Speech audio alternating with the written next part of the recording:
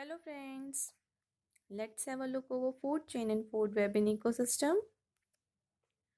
Food chain is a sequence of organisms, each of which serves as a source of food for the next level. It's called food chain. It determines how energy and nutrients move from one organism to the another through the ecosystem. As you can see here, energy transformation from the source to the first trophic level and so on. There are two kinds of food chain. First is grazing type of food chain and second one is detritus food chain. Grazing food chain is followed by mostly aquatic ecosystem, whereas detritus food chain follows by terrestrial ecosystem or forest. So grazing food chains starts with the green plants, whereas detritus chain starts from the detritus. Energy in food chain come from the sun. Energy in food chain come from the remains of the detritus. Food chain adds energy into ecosystem, whereas this food chain takes up energy from detritus. Food chain fixed inorganic nutrient. Food chain helps in fixing the inorganic nutrients. It is consist all macroscopic consumers. It is consist subsoil organism. Now come to the food web.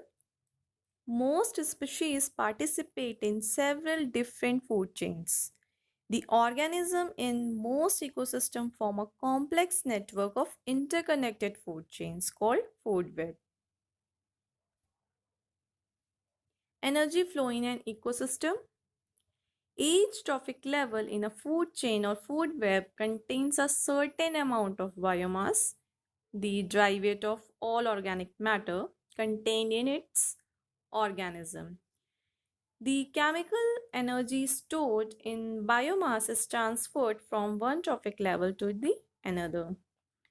The more trophic levels or steps in a food chain or food web, the greater the cumulative loss of usable energy as energy flow through the various trophic levels. This energy loss for a simple food chain, assuming a 90% energy loss with each trophic transfer.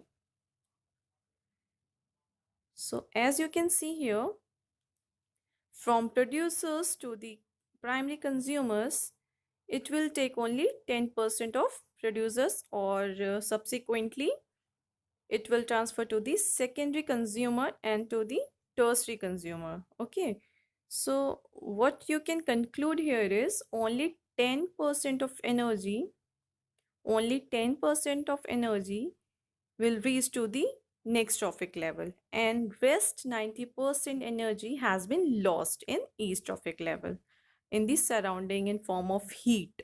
Okay, and one thing which you must remember is this is also called 10% rule of energy transformation, and energy of pyramid is always upright and it is always unidirectional. As you can see here, it is unidirectional and always upright in condition. Okay, thank you guys.